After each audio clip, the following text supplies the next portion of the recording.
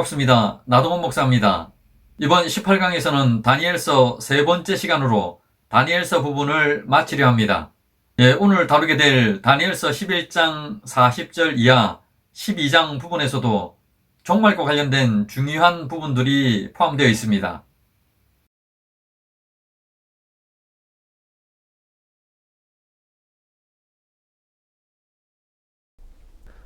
먼저 지난 17강 내용을 한번 정리하겠습니다. 다니엘서 7장의 네 짐승 환상, 네 짐승 환상은 네 개의 세상 제국의 모습하고 마지막 시대에 적그리스도가 활동하게 될 열국 시대를 다루었습니다. 그리고 이러한 대칭 구조를 이루었고 세상이 심판으로 끝나는 모습을 잘 보여줬습니다. 자, 그러면 다니엘서 7장에 꼭 기억해야 할 중요한 부분에 대해서 다시 한번 짚어보겠습니다. 다니엘서 7장을 시작하면서 다니엘이 환상을 보았습니다. 7장 2, 3절 말씀입니다. 다니엘이 진술하여 이르되 내가 밤에 환상을 보았는데 하늘에 네 바람이 큰 바다로 몰려 불더니 큰 짐승 넷이 바다에서 나왔는데 그 모양이 각각 다르더라. 자, 여기 나타나는 네 바람, 짐승 넷. 자, 여기에서 이 4라고 하는 숫자는 세상을 나타내고 있고 바람이라고 하는 것은 재앙을 나타냅니다. 그리고 짐승은 재앙을 일으키는 주체인 바로 세상 제국입니다. 죄로 타락한 세상은 이후에 이 모든 시대를 거쳐서 바람이 불게 되고 끝내는 심판으로 끝나야 합니다. 자, 이것이 구약적 시각입니다. 그렇지만은 하나님께서는 택하신 자들을 위해서 바로 그리스도를 통해서 구원의 길을 준비하셨습니다. 그와 관련된 내용이 계시록 7장 1, 3절을 보면은 자세히 드러났지요. 땅 내 모퉁이인 바로 이 세상, 땅 사방에 바람을 붙잡았습니다. 그래서 재앙이라고 하는 것이 불지 못하게끔 막으셨습니다. 왜 막았냐고 그러니까 하나님의 종들의 이마에 인치기까지 막았습니다. 그 기간이 바로 이 선교시대죠. 천년 기간입니다. 이 선교시대 말 열국시대의 상황은 이렇습니다. 세상이 두 개의 동맹체로 이렇게 나뉘어져 있고 또 이 동맹체 안에는 강한 나라와 약한 나라가 섞여 있습니다. 또 그 나라들 안에도 보면은 여러 민족이 섞여서는 갈등하고 하나가 될 수 없는 그런 모습입니다. 이는 당연히 그럴 수밖에 없습니다. 왜냐 그러면은 그들 전체가 사탄이라고 하는 하나의 큰 우상 안에 있는 그 안에 속한 그런 나라들이기 때문에 그렇습니다. 자, 그러한 가운데서 한 동맹체 안에 작은 뿌리라고 하는 적그리스도가 점점 세력을 만들고 힘을 키워나갑니다. 자, 그런 이후에는 한쪽 동맹체를 장악을 하죠. 자, 그런 가운데서 때가 되자 공식적으로 적그리스도가 출현합니다. 바로 이때는 하나님께서 허락하신 카이로스의 그 시간표입니다. 바로 나팔 재앙의 시작이고 큰 환란 기간의 시작입니다. 계시록 7장 3절에 나왔던 인침받은 자의 수가 다 찬 것이 되고 또 계시록 11장 7절에 나오고 있는 두 증인이 증언을 마치는 때입니다. 그리고 계시록 20장 7절에서 무저갱에 결박되었던 용이 풀려나는 것과도 동일합니다. 그리고 계시록 9장 1절 이하에서 무저갱의 황충인 악령들이 나오는 것과도 동일합니다. 이 적그리스도의 출현은 전쟁으로 시작됩니다. 그래서 땅의 네 모퉁이에 바람을 잡고 있던 네 천사, 이 네 천사들을 놓아줍니다.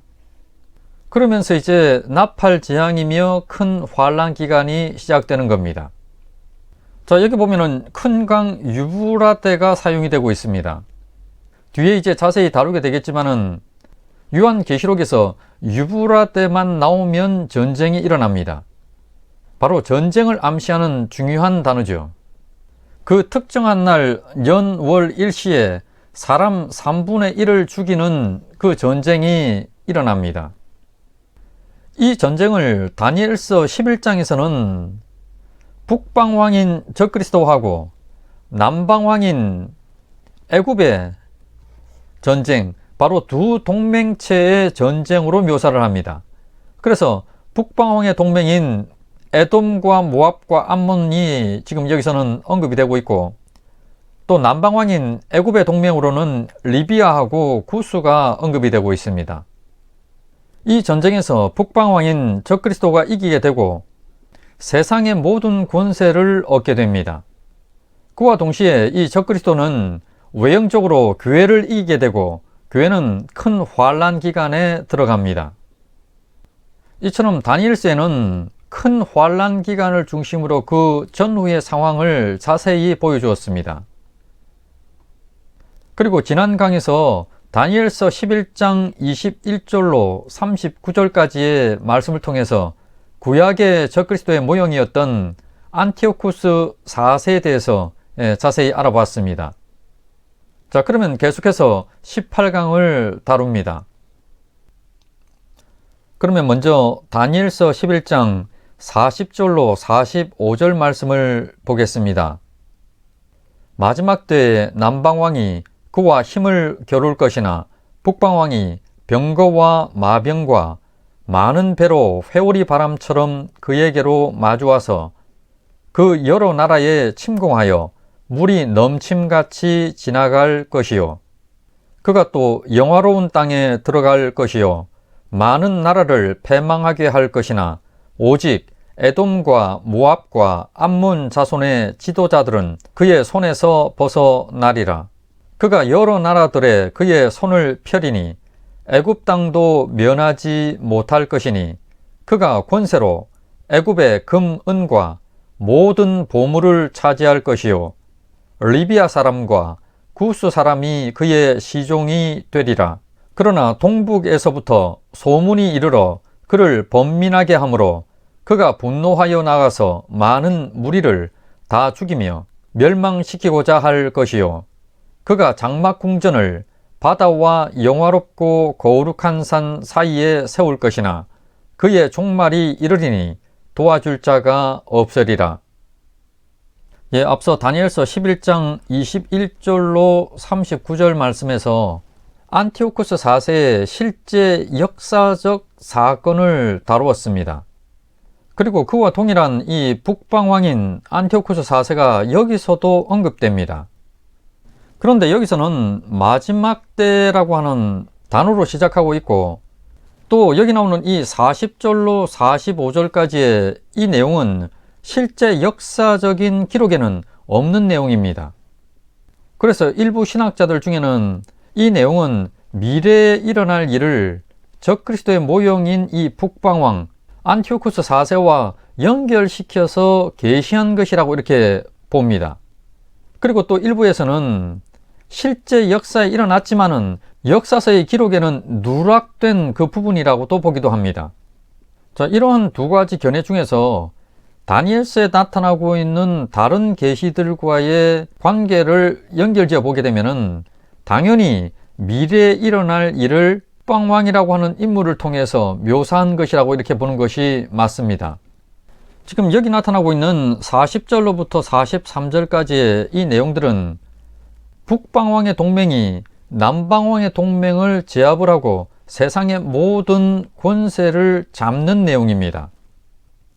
특히 이 43절을 보게 되면은 애굽하고 리비아하고 구스가 그의 시종이 된다고 하는 내용이 나옵니다. 북방왕이 승리를 하게 되고 모든 나라를 그 자신의 휘하에 넣습니다.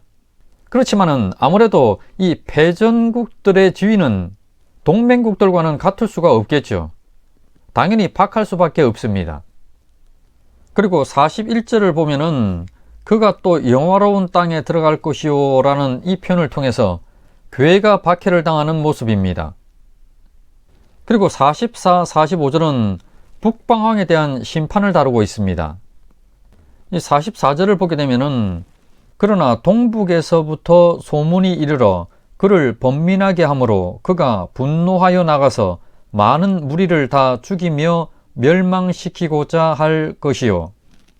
자, 이 내용은 위경이 아닌 외경인 마카비 1서를 보게 되면은 그 내용을 대략 이해를 할 수 있습니다.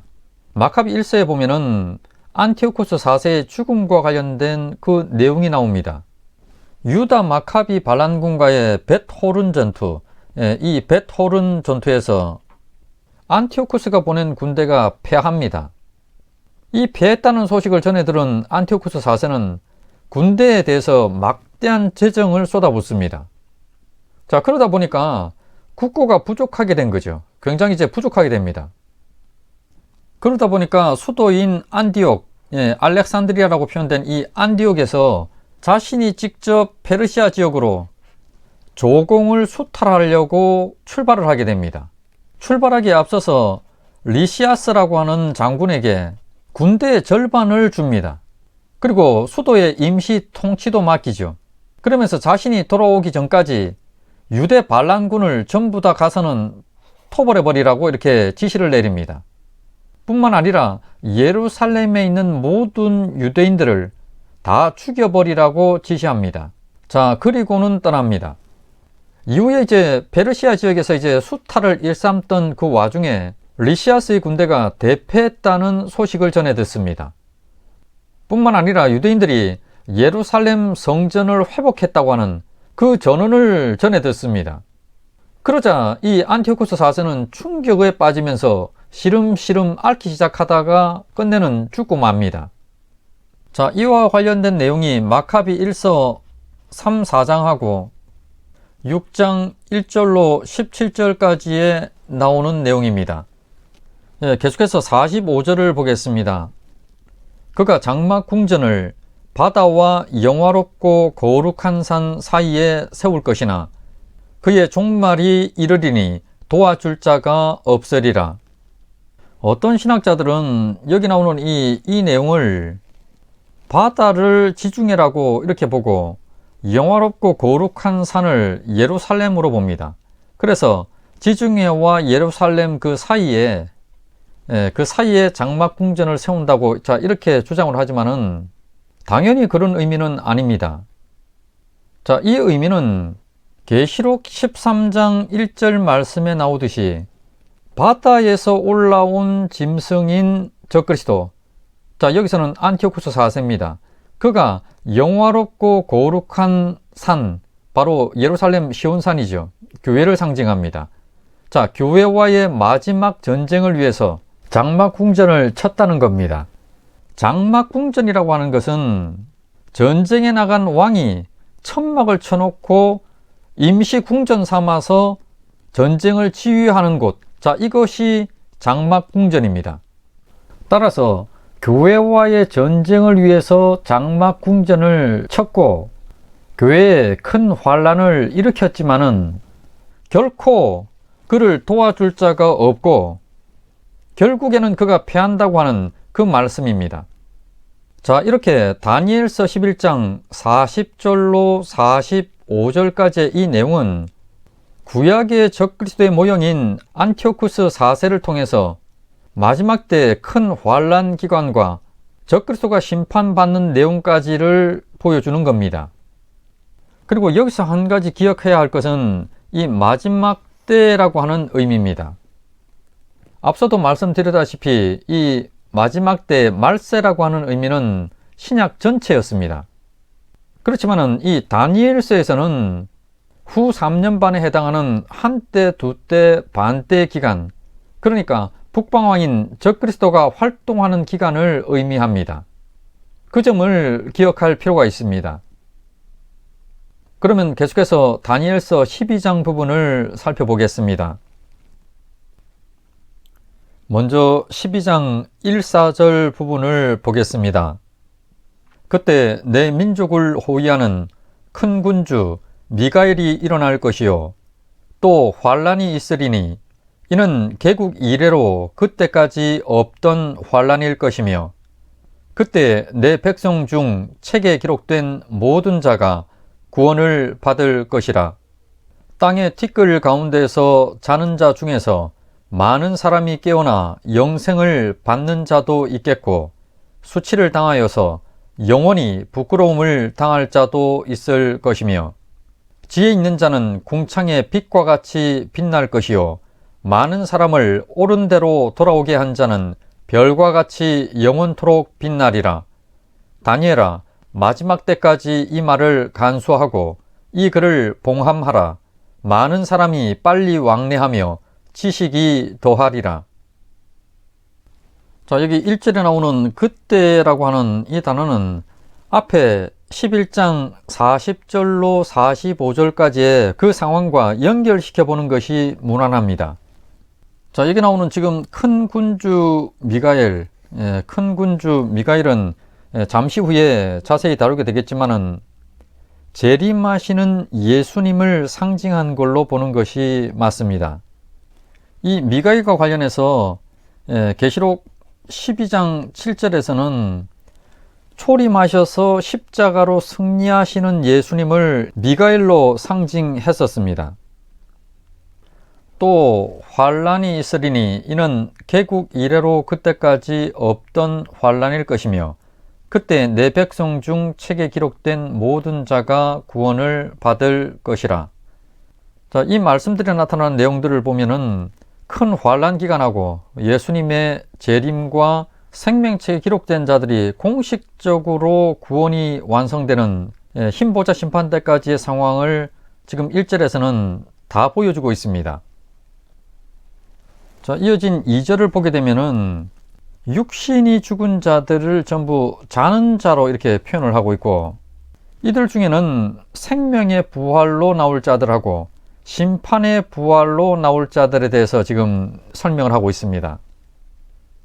그리고 이어진 3절을 보게 되면은 그리스도 안에 속한 자들의 모습입니다. 특히 복음 안에 거하고 있고 또 복음을 위해 산 자들이 받게 되는 영광을 지금 강조를 하고 있습니다. 지금 여기 나오는 이 3절을 확실하게 표현한 것이 바로 면류관이죠. 바로 교회가 영원토록 받아쓰게 될 바로 면류관이 이 모든 것들을 함축합니다. 자, 계속해서 4절입니다. 다니엘아, 마지막 때까지 이 말을 간수하고 이 글을 봉함하라. 많은 사람이 빨리 왕래하며 지식이 더하리라.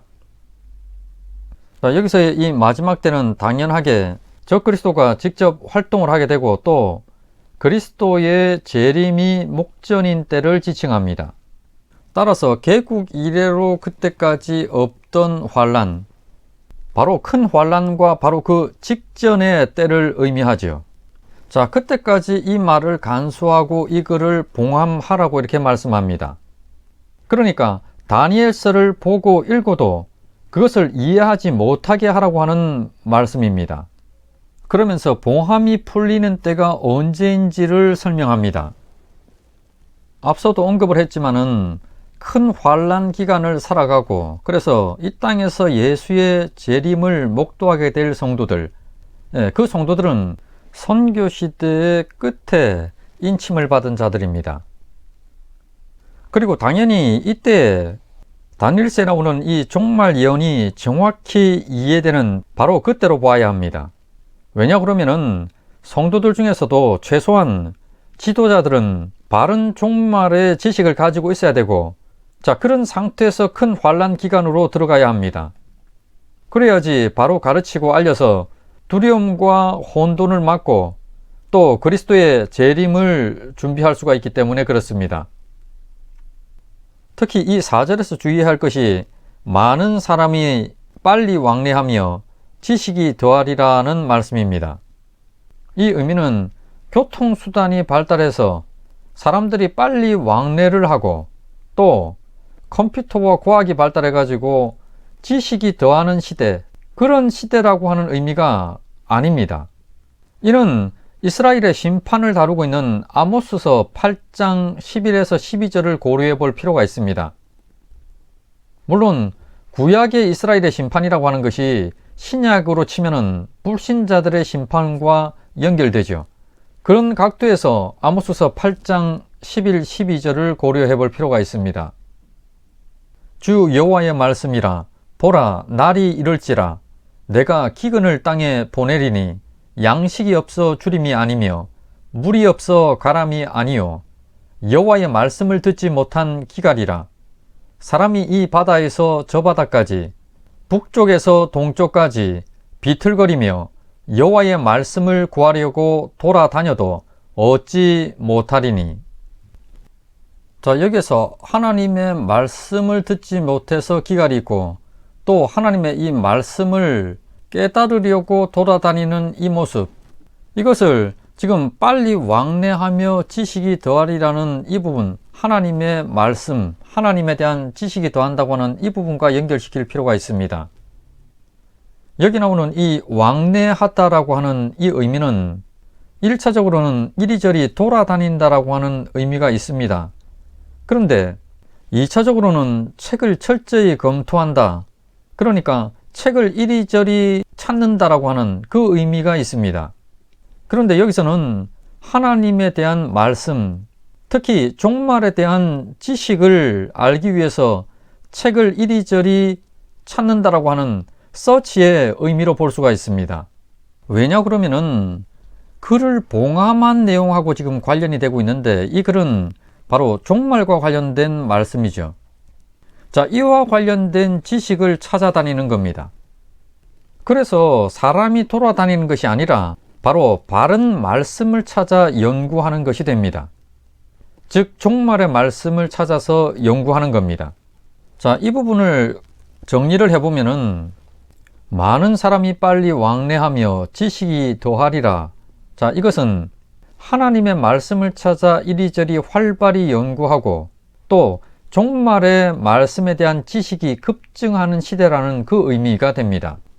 20세기 이후 특히 2000년대에 들어와서는 이 종말에 대한 연구 또 지식이 굉장히 활발하고 급속도로 올라가 있는 그런 상황입니다. 자, 그러면 계속해서 5절로 7절 말씀 보시겠습니다.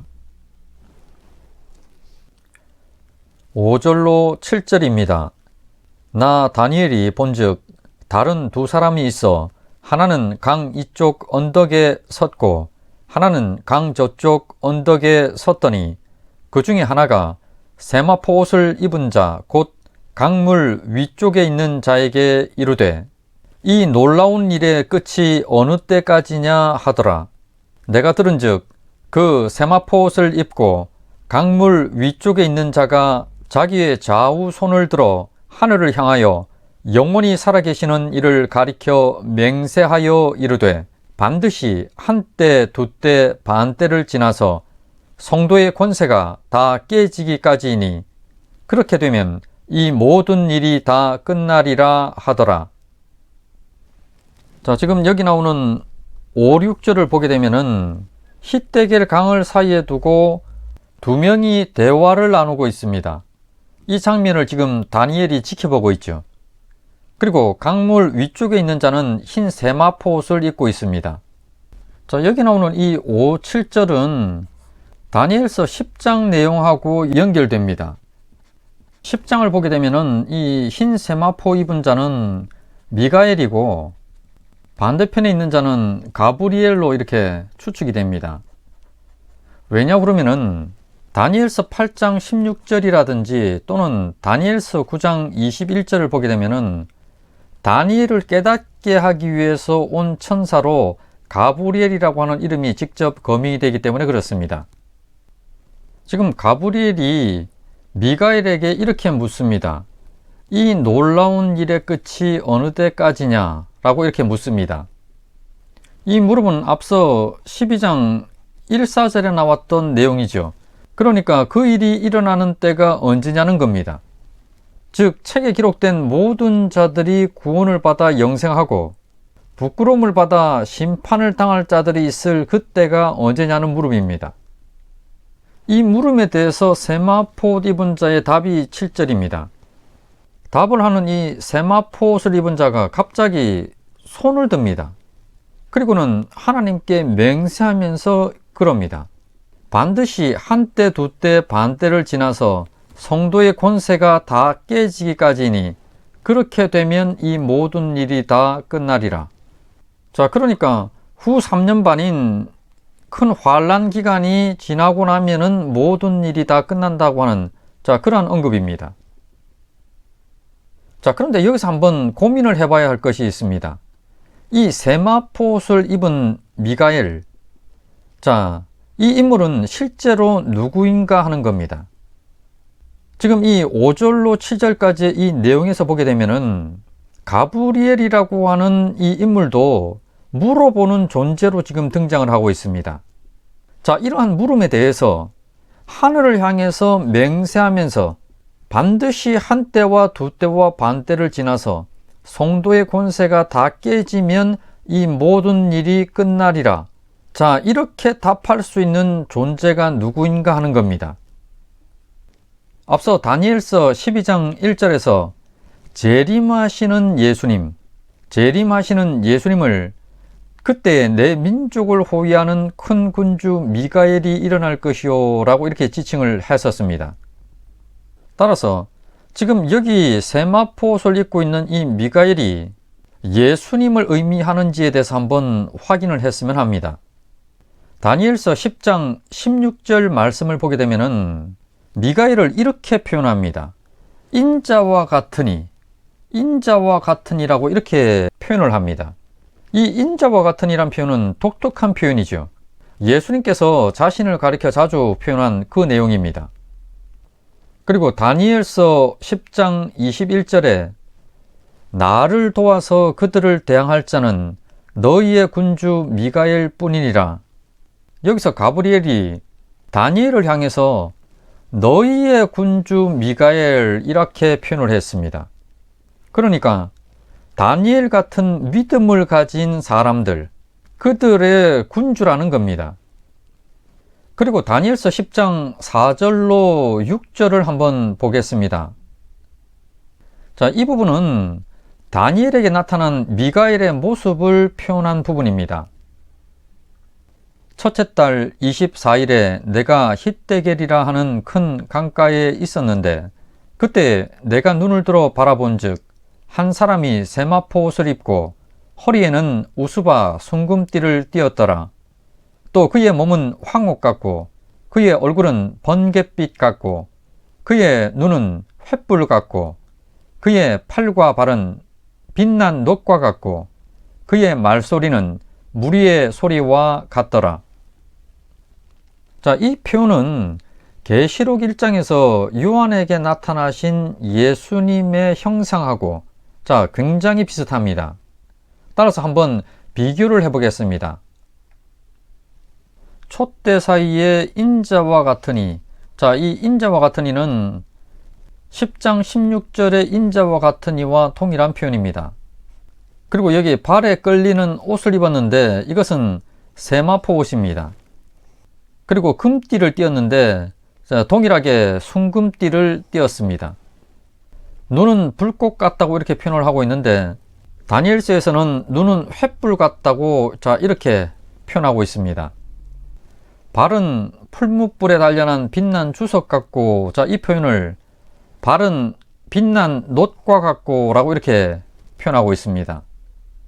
음성은 많은 물소리 같다고 하는 이 표현이 말소리는 무리의 소리와 같다고 이렇게 표현하고 있습니다. 그리고 얼굴은 해가 힘있게 비치는 것 같더라 라고 하는 이 말씀이 얼굴은 번갯빛 같고로 이렇게 표현하고 있습니다. 지금 보면은 요한에게 나타나신 예수님의 모습하고 너무나도 흡사합니다. 이러한 모습을 볼 때 분명 다니엘서에서 지금 나타난 큰 군주 미가엘은 예수님이죠. 그렇게 보는 것이 타당합니다. 이와 관련해서 칼빈 신학교의 시드니 그레이다누스 교수도 이렇게 인정을 합니다. 이렇게 세마포 옷을 입고 있는 미가엘은 구약시대에도 여전히 사역을 하고 있는 예수님의 모습으로 이렇게 볼 수가 있습니다. 그러면 계속해서 8절로 13절 말씀을 보겠습니다. 내가 듣고도 깨닫지 못한지라. 내가 이르되 내 주여 이 모든 일의 결국이 어떠하겠나이까 하니 그가 이르되 다니엘아 갈지어다. 이 말은 마지막 때까지 간수하고 봉함할 것임이니라. 많은 사람이 연단을 받아 스스로 정결하게 하며 희귀할 것이나 악한 사람은 악을 행하리니 악한 자는 아무것도 깨닫지 못하되 오직 지혜 있는 자는 깨달으리라. 매일 드리는 제사를 폐하며 멸망하게 할 가증한 것을 세울 때부터 1290일을 지낼 것이요 기다려서 1335일까지 이르는 그 사람은 복이 있으리라. 너는 가서 마지막을 기다리라. 이는 내가 평안히 쉬다가 끝날에는 내 몫을 누릴 것임이라. 자, 지금 여기 8, 9절을 보게 되면은 다니엘이 깨닫지를 못해서는 다시 묻습니다. 그런데 마지막 때까지 봉함할 것이라고 이렇게 말씀합니다. 이미 앞서 4절에서도 마지막 때까지 봉함할 것이라고 이렇게 말씀을 했었습니다. 지금 보게 되면은 종말에 일어날 일은 지금 말씀을 하고 있지만은 그것이 언제 일어나고 또 왜 일어나고 또 뒤에 이 10절을 보게 되면은 깨닫는 것이 무엇인지에 대해서는 지금 함구를 합니다. 자, 여기 나오는 이 말씀에서도 보면은 마지막 때가 언젠지에 대해서 언급을 하는데 뭐라고 말씀하냐고 그러니까 이 마지막 때를 매일 드리는 제사를 폐하며 멸망하게 할 가증한 것을 세울 때부터로 지칭을 합니다. 자, 이 마지막 때와 관련해서 예수님께서는 마태복음 24장 14절 15절 말씀에서 자, 이렇게 인용을 했습니다. 이 천국 복음이 모든 민족에게 증언되기 위하여 온 세상에 전파되리니 그제야 끝이 오리라. 그러므로 너희가 선지자 다니엘이 말한 바 멸망에 가증한 것이 거룩한 곳에 선 것을 보거든 읽는 자는 깨달을진저. 자, 이 말씀을 보게 되면은 온 세상에 복음이 전파되면은 그때서야 끝이 오는 겁니다. 그 끝이 큰 환란 기간이었습니다. 그 큰 환란 기간은 선지자 다니엘이 말했던 바로 멸망에 가증한 것이 거룩한 것에 선 것을 보는 바로 그때입니다. 자, 그러니까 이것은 동일한 말씀이죠.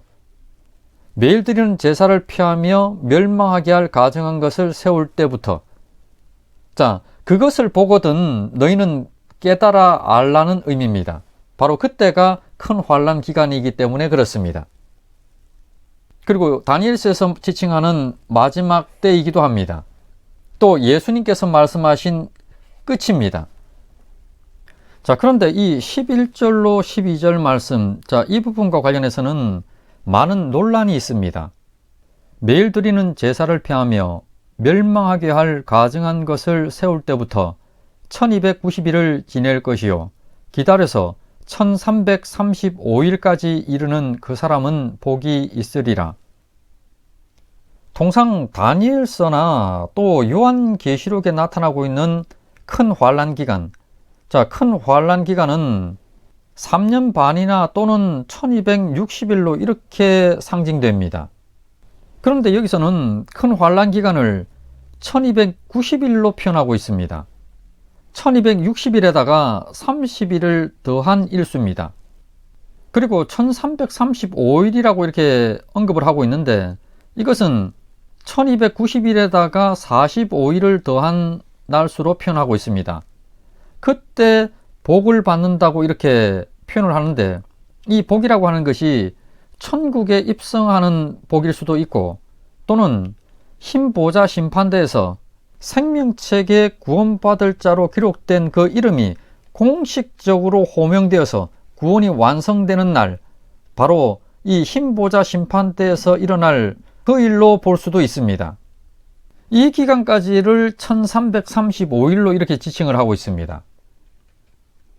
지금 여기 1335일을 보게 되면은 1290일에다가 45일을 더하고 있습니다. 그 45일을 더한 때가 되면은 천국에 들어가든지 흰보자 심판의 때가 된다는 거죠. 통상 성경 안에서는 종교력 1월부터 시작해서 7월이라고 하는 기간까지 이 7달로 모든 것이 설명이 되는데, 종교력 7월 1일이 나팔절입니다. 그리고 7월 10일이 대속죄일이죠. 이것이 흰보자 심판의 날입니다. 그리고 7월 15일부터 7일간 21일까지가 초막절입니다. 그래서 천국 입성이라든지 천국에서의 삶을 상징합니다. 자, 이렇게 7번째 달 그 안에 이 모든 것들이 다 있는 것으로 이렇게 표현을 합니다. 자, 그런데 여기서 이 45일은 한 달 반이지요. 한 달 반은 이 한 달이라고 하는 이 기간 자체도 넘어서는 것이고 1290일이나 1260일 안에도 포함되지 않는 겁니다. 자, 그러면은 지금 이 다니엘서를 마치면서 실제로 적그리스도의 출현 때로부터 시작해서 1290일 뒤에 예수님께서 재림을 하시고 또 그로부터 45일 뒤에 흰 보좌 심판이나 또는 천국에 실제로 들어가는 날을 알려주신 걸까요? 당연히 말도 안 되죠. 자, 이와 관련해서 수많은 주장들이 있습니다.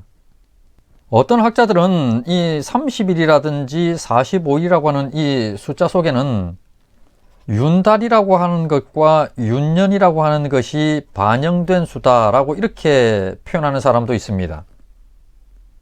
그러나 이 윤달과 윤년은 이미 BC와 AD에 이 개념 속에 포함이 되어 있습니다. 이미 다 반영이 됐습니다. 별도로 추가를 하게 되면 그 자체가 이미 오류가 됩니다. 이와 관련해서는 1, 2강 7을 다루면서 언급을 했었습니다. 성경의 다른 곳을 보게 되면 1290일이라든지 또는 1335일, 자, 이와 관련된 수는 전혀 나타나지를 않습니다. 또 언급도 없습니다. 그리고 3년 반을 의미하는 한때, 두때, 반때라든지 또는 42달, 1의 절반, 자, 여기에다가 한 달이나 한 달 반을 추가한 곳도 없습니다. 자, 그러다 보니까 어떤 학자들은 역사에 있는 특별한 사건에 주목합니다. 자, 그래서 어떤 사건에다가 이 날수를 대입해서 맞추려고 하는데, 자, 여의치가 않다 보니까 역사의 저 구석에 있는 사건, 일반 역사학자들도 잘 모르는 사건을 거론을 합니다. 자, 그래서는 거기다가 맞추려고 하죠. 자, 그러다 보니까 인정을 못 받기도 합니다. 예수님께서는 그 날과 때는 자신도 모르고 아버지만 아신다고 이렇게 말씀하셨습니다.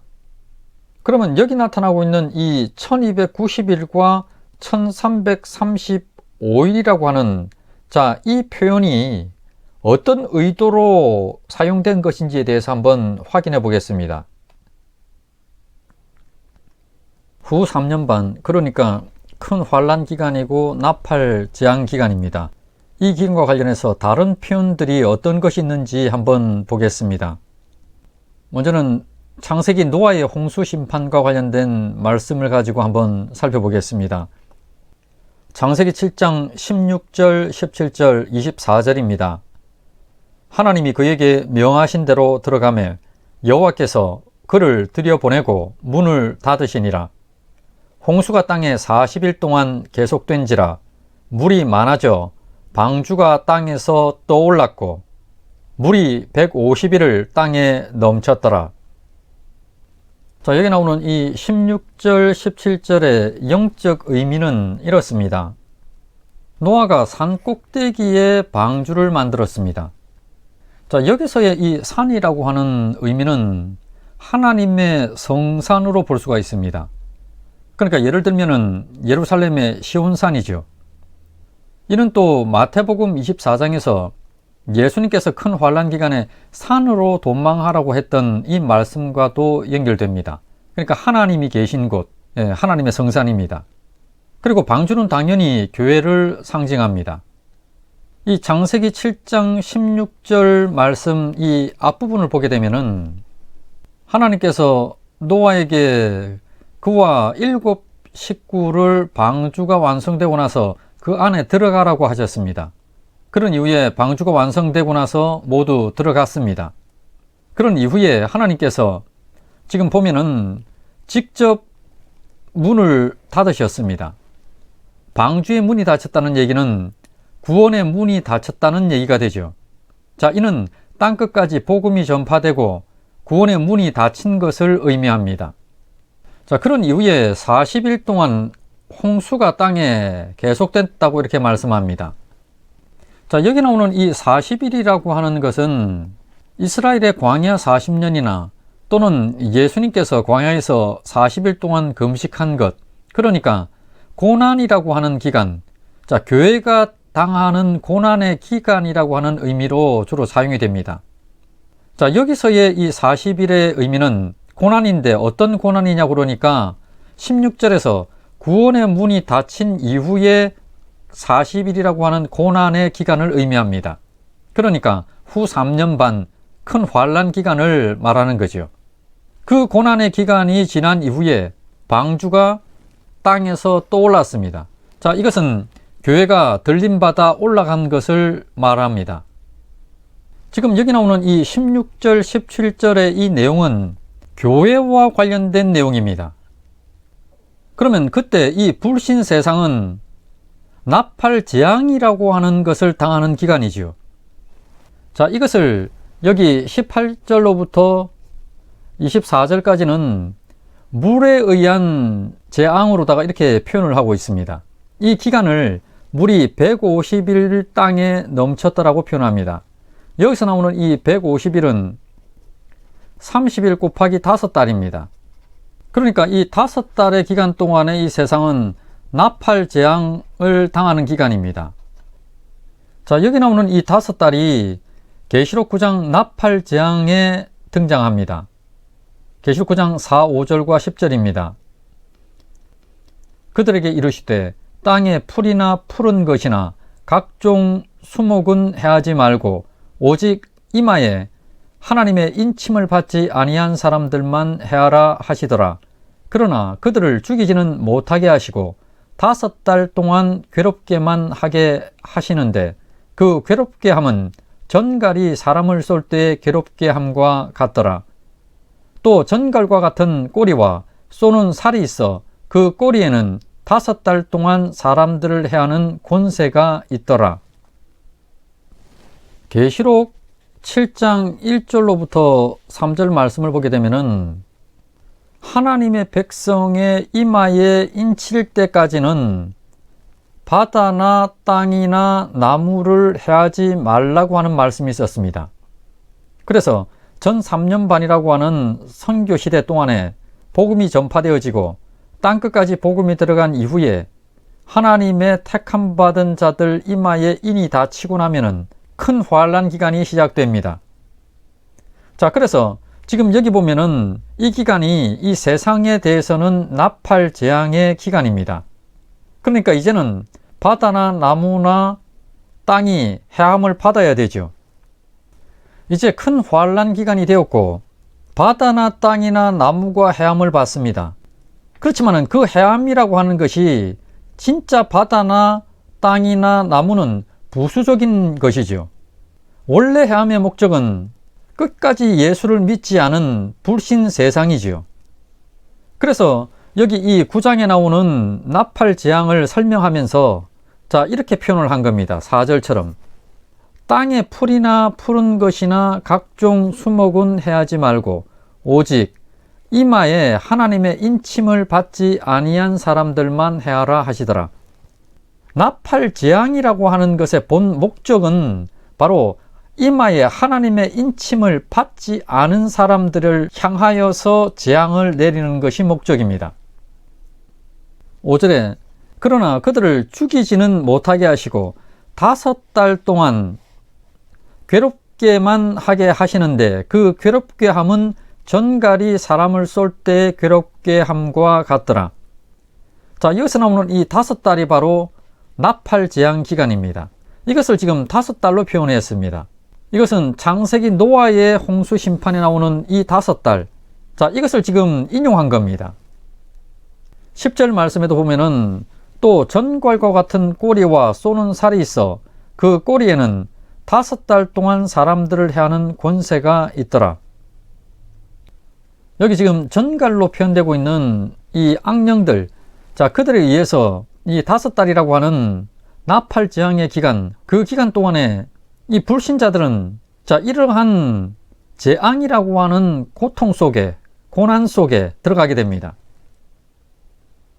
자, 이렇게 노아의 홍수 심판에 나타난 이 5달을 나팔 재앙 기간으로 상징해서 지금 사용하고 있습니다.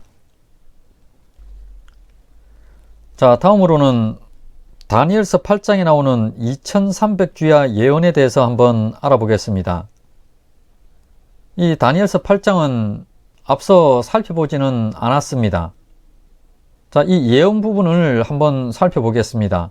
다니엘서 8장 13절 14절입니다. 내가 들은즉 한 거룩한 이가 말하더니 다른 거룩한 이가 그 말하는 이에게 묻되 환상에 나타난 바 매일 드리는 제사와 망하게 하는 죄악에 대한 일과 성소와 백성이 내준바되며 짓밟힐 일이 어느 때까지 이를꼬 하매 그가 내게 이르되 2300주야까지이니 그때에 성소가 정결하게 되리라 하였느니라. 지금 이 예언에 보면은 큰 환란 기간을 2300주야라고 이렇게 언급합니다. 이 2300주야는 약 77개월입니다. 자, 이것은 한 6.4년 정도 됩니다. 신학자들은 이 기간을 실제 이스라엘 역사에서 찾아보기 위해서 많은 시도들을 했습니다. 그 중에 처음으로 이제 받아들여진 주장이 어떤 주장이냐고 그러니까, 자, 2300을 반으로 나눈 1150주, 1150야, 자, 이것을 합하면은 2300주야입니다. 자, 그러니까 이게 1150일이 되죠. 이 1150일은 성전 번제단에 돼지고기가 올려지기 시작했던 BC 167년 12월 16일부터 시작해서 성전이 재봉헌된 수전절인 종교력 9월 25일 기간인데, 자, 이때까지가 약 한 3년 정도가 됩니다. 그래서 거의 비슷하기 때문에 자, 이것이 이제 받아들여졌고, 자, 주장되었습니다. 자, 지금 여기서는 적그리스도의 죽음을 기준으로 삼은 것이 아니라 제사의 중요성을 기준으로 삼았습니다. 물론 이것도 중요하지요.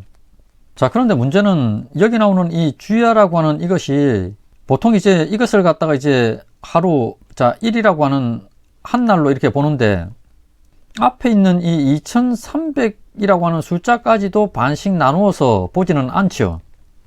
예를 들면 요나서 1장 17절이라든지 또는 마태복음 12장 40절을 보게 되면은 밤낮 3일이라고 하는 단어가 나옵니다.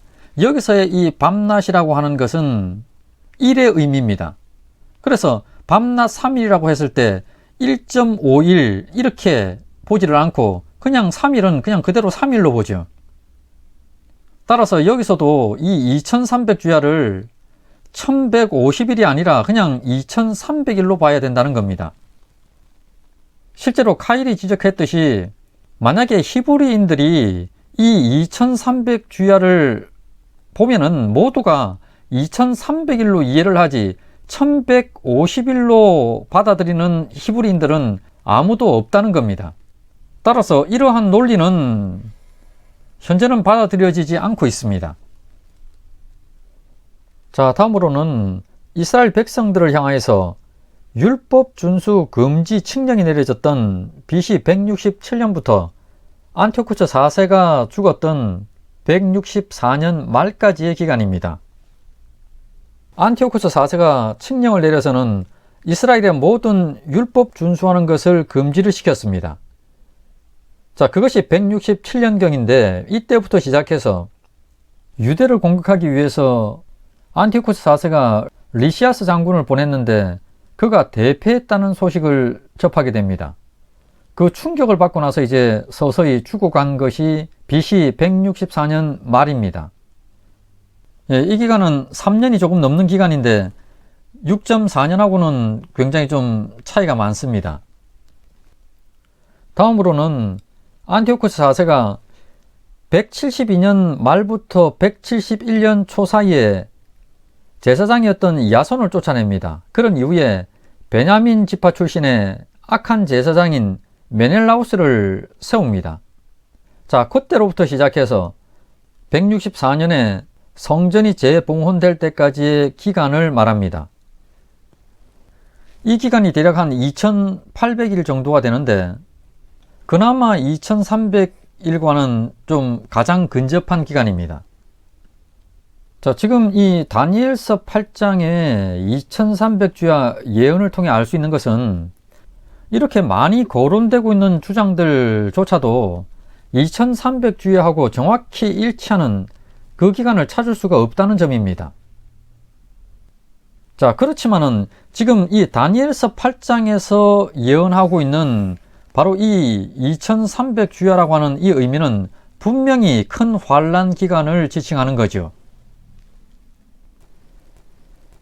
마찬가지로 다니엘서 12장 11절 12절 말씀도 그런 각도에서 봐야 합니다.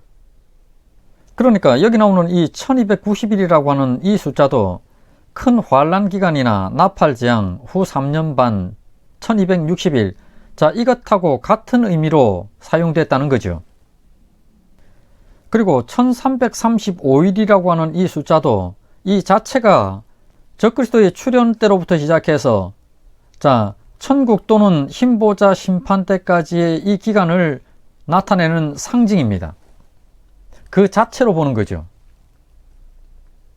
자, 그런데 그럼에도 한 가지 의문은 남습니다. 어떤 의문이냐 그러니까 왜 다니엘서에서는 한때, 두때, 반때를 사용해서 자, 3년 반이라고 하는 기간, 자, 이 기간을 그냥 표현을 하면 될 것인데 왜 2300주야니 1290일이니 1335일이니 성경의 다른 곳하고는 연관성을 찾기가 힘든 이러한 숫자들을 사용해서는 왜 혼란스럽게 하는가 하는 겁니다.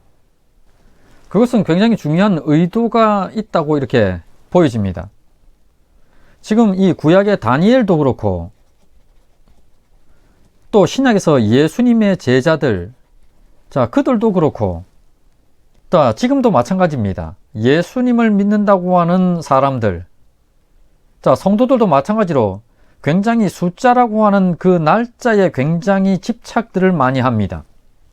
그런데 지금 이 다니엘서에서 사용되고 있는 숫자들은 전부 다가 이러한 상징적인 의미로서만 사용되고 있습니다. 자, 이 의미는 실제적인 어떤 날짜라고 하는, 자, 그것에 관심을 두지 말고 사건이라고 하는 것, 자, 이것이 중요하다고 하는, 자, 이것을 지금 계속 강조하는 것으로, 자, 이렇게 볼 수가 있습니다. 그러니까 사건이라고 하는 것은 적그리스도의 출현이라고 하는 사건, 큰 환란 기간이라고 하는 사건, 나팔 재앙 기간이라고 하는 사건, 예수님의 재림이라고 하는 사건, 흰 보자 심판이라고 하는 사건, 천국 입성이라고 하는 사건, 자, 이러한 사건이죠. 자, 지금 다니엘서에서의 이러한 의도는 다니엘서 12장에서 마지막 때까지 그 말씀을 봉함했다가 그것이 풀리려고 하는 시점, 시대, 때인 지금의 믿는 성도들에게 굉장히 중요한 뜻이 담겨 있다고 볼 수가 있습니다. 자, 이렇게 해서 다니엘서 12장 8절로 13절 부분을 마무리했습니다. 예, 이렇게 해서 다니엘서의 대략을 살폈습니다. 7 나팔 재앙과 관련해서 이 다니엘서는 매우 중요합니다. 이 다니엘서에 언급된 종말의 상황들, 특히 큰 환란 기간과 관련된 내용들은 앞으로 적그리스도의 등장이나 그 시대 상황을 이해하는 데 매우 큰 도움이 됩니다. 그러면 계속해서 다음 강에서는 계시록 17장에 나타나고 있는 적그리스도에 대해서 좀 더 살펴보는 시간 갖도록 하겠습니다.